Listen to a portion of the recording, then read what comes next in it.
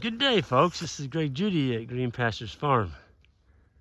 Today we're getting ready to make a sheep move. We've got the sheep down in the eastern gammon grass field. We won't be back to this field for probably 6 weeks.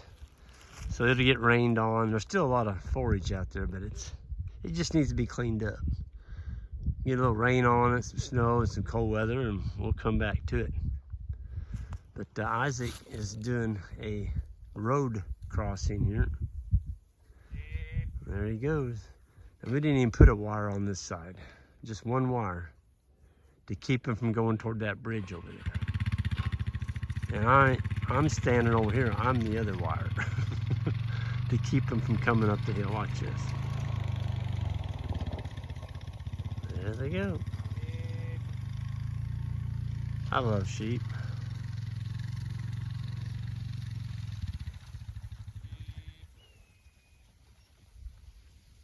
Once the dogs get through the gate, they're the ones that run back and they'll make the sheep turn directions. But once you get all your dogs across, you're in good shape.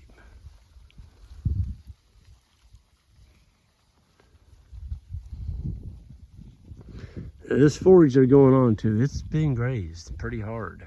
There's a lot of it out there though.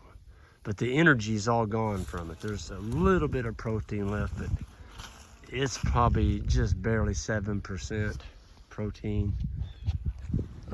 So what we did is we've got some MLS tubs, protein tubs, and there's 130 sheep in there, and 200-pound tubs.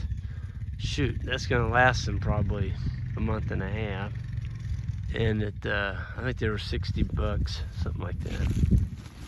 So no hay, no grain, just those tubs, and we wouldn't be giving them to them if we had a lot of green left in our pasture, but we don't.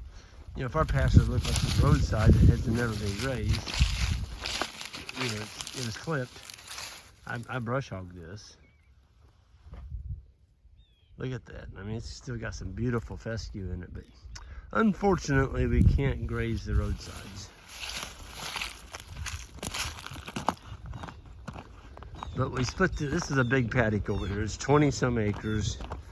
We split it down the middle. There's a pond on each side. So if the sheep do desire to get a drink, we're gonna chop a hole in the ice. It's getting warm. It is getting warm, isn't it? Yeah. Is that warm? Is that hat keeping you warm this morning, Yep. Isaac? People liked that video about that hat. I saw a bunch of What's the name of it again? Stormy Cromer. Stormy Cromer. Show them the. Go get you one. You could be like me. Go get you one. Yeah, you'd be Isaac Jr. That's a good looking hat. I'm gonna get one. I like that red. Yeah. They probably got them in different colors, Yeah, don't they got like grays and greens and all kinds of stuff. they? They have a blue? I think so. All right, I'm gonna have to check that out. I'm gonna get one of them. So you can see they're on a big area here. There's a lot of forage in here. Very, very low energy though. There's just not much green left in it.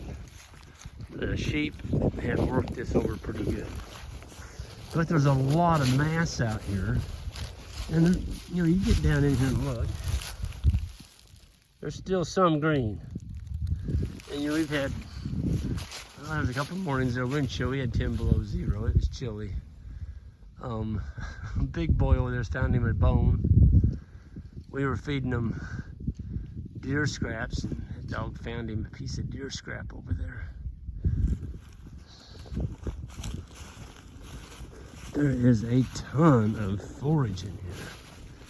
It's kind of brown, doesn't have the best feed value to it, but the sheep will stay fat on stuff that a cow would starve to death on. I mean, those sheep are in really, really good condition. They're just really performing well. We like to winter the sheep on stockpile fescue. They seem to do pretty good on it. When it gets to your second or third pass, we're on our second pass right now. We probably will get 3 passes around this farm. That's how much forage is.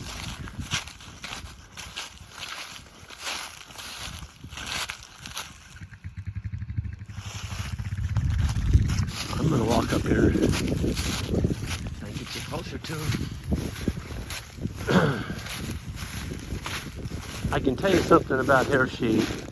If you're just starting out and you got small acreage, you know, 10 acres, 5 acres, 20, whatever, sheep are a whole lot more suited for your farm than cattle.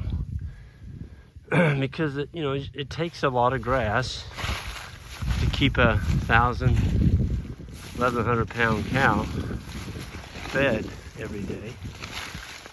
And you can run 5 of these sheep, 5 to 6 sheep for what one cow will eat. See that ewe found her a drink. There's a little, must be a spring there. She had her nose stuck down in there. We'll see what she's drinking. Some water.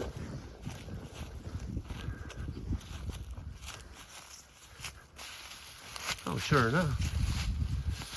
Yeah, there's water in there. This is the same overflow that comes out of that pond up there. I'll be darned. There's a little seep right here. Probably a little spring coming out of that bank. So those sheep can get a drink there. But we're also gonna, there's another little seep. I'll be darned. That's kind of neat. Yeah, it stops. That's the end of it. I'll be darned. Well, you know, look at that. Oh, that is a hole down there, folks. Wow. You wouldn't want to fall off in there. Probably ought to fill that up. Darn. Sheep fall in there. Of course, they're pretty stout. They can probably jump right back out.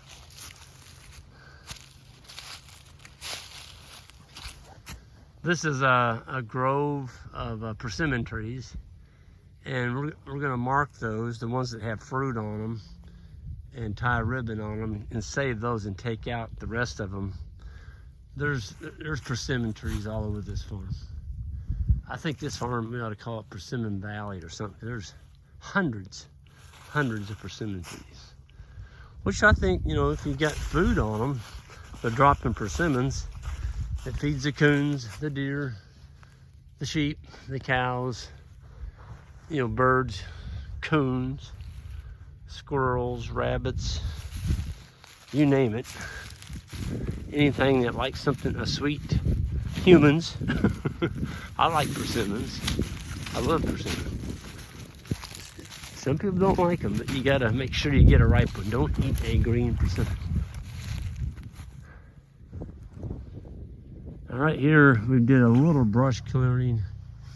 I had Johnny come in here. This had some great big autumn olives right in here. I mean, massive ones. Just about had taken over this ridge, and you can see the bare spots. That's where he knocked them out and pushed the brush across the hill.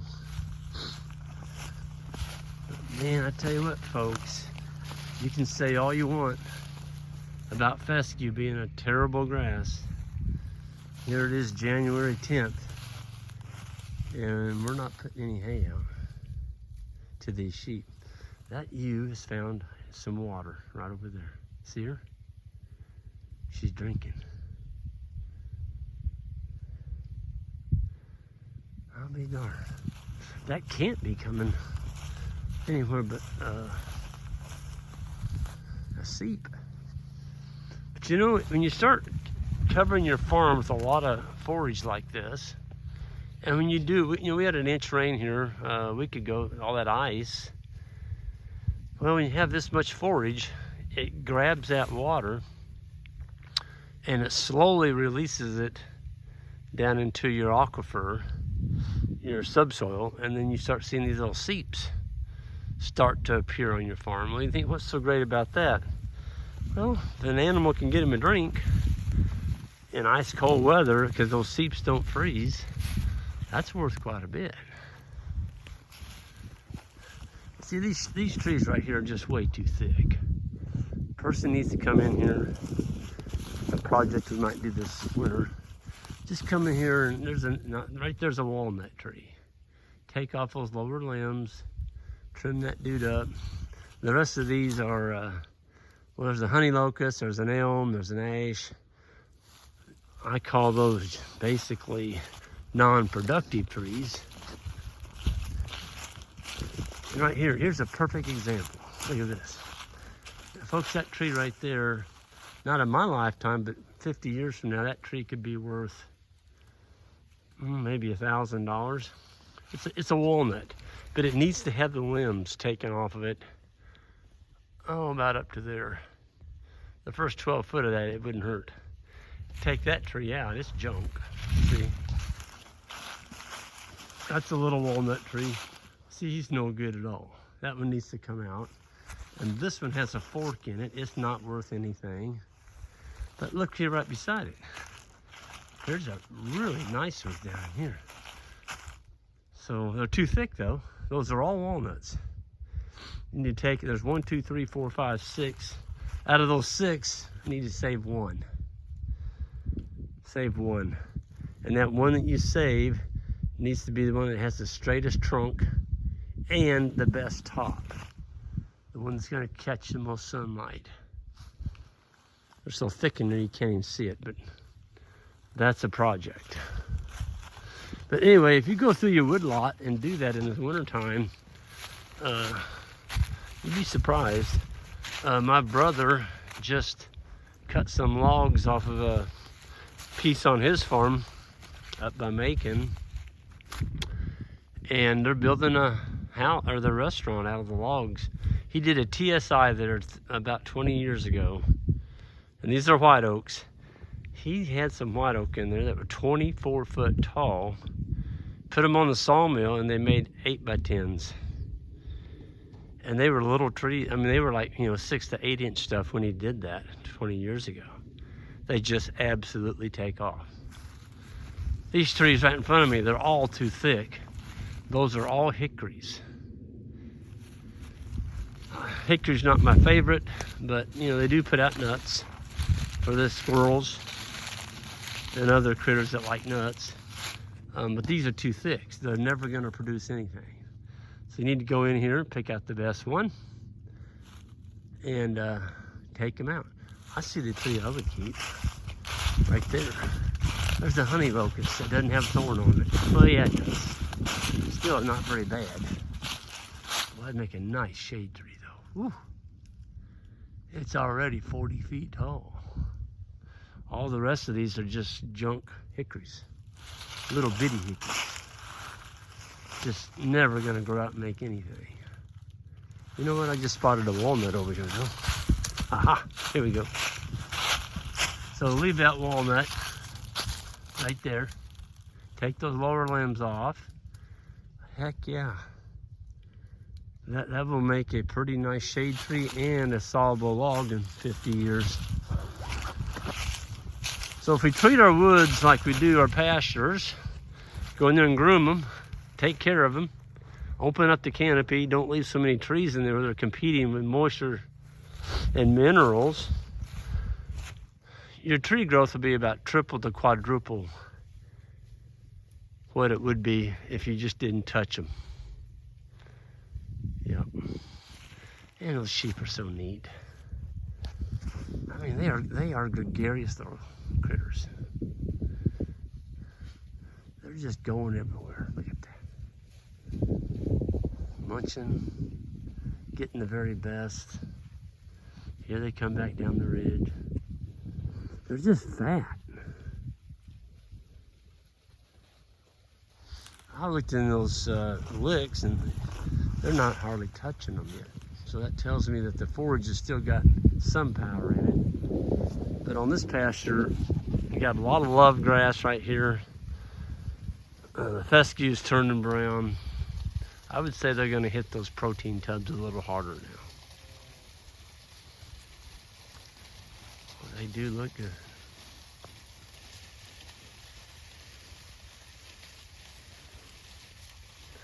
I like that sheep right there in the front. The one with the black head, that's a Barbados blackbelly cross with a St. Croix. There's a beautiful colored ram. Man, he's a beaut. Folks, there's no other critter I know of you can put on poor ground and look like that in the wintertime without, having to feed them in a feedlot or something. These sheep are just eating what's out there. Look at that. St. Croix, that's where it's at. We've never ever wormed these sheep. You gotta worm your sheep, you don't have sheep. You got a expensive hobby. Hey girlie, how you doing? Boy, she's pretty. Yep, that little gal right there will make you a ton of money. Anything that can eat what I'm standing in here and give you twin lambs, sign me up. That's what I'm after.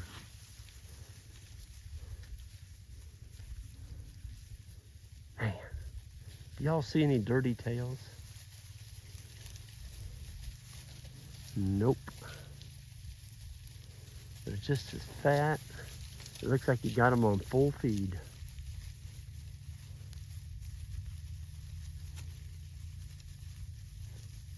Hey, Cotton Top. There's our youngest dog. Boy, he is a beaut. He's just such a super dog. He's not quite a year old yet. Man, he is gonna make one heck of a dog. And we're sold out of dogs right now. We do have some puppies, but they're not gonna be available for a little bit. But we're not gonna sell any more trained dogs. It takes too long. We'll be selling puppies. 6-month-old puppies or younger. Just got to keep an eye on them, folks, when they're young. Give your dog a chance to be a dog, a guarding dog, until he's at least a year and a half old. You just got to watch him. When you see him doing something stupid, you got to reprimand them. Let them know that you're not pleased with what they're doing. And you got to be consistent. You can't let your dogs follow you back to your fold. If you train your dogs to follow you on that fool as you drive around your farm, you don't have a guard dog. You've got a darn pet. And worse than that, you're feeding something for nothing because it's not going to guard your sheep. Predator's going to come in and kill your sheep while your dog's out lollygagging around trying to be a human. He wants a pet, or he wants to be with you. He wants to follow you. He's not bonded onto your sheep. You won't find our sheep without the dogs. The dogs are always with the sheep. Check that out. They got him a drinking spot. We're gonna go up and chop the ice. The pond's right up there on that hill. Hey, big boy.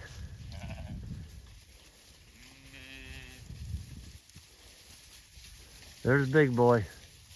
Man, what a dog. He may be one of the best that we've ever had. His sister, Lady, there she is, she's barking here. She's the monarch. Nobody messes with Lady.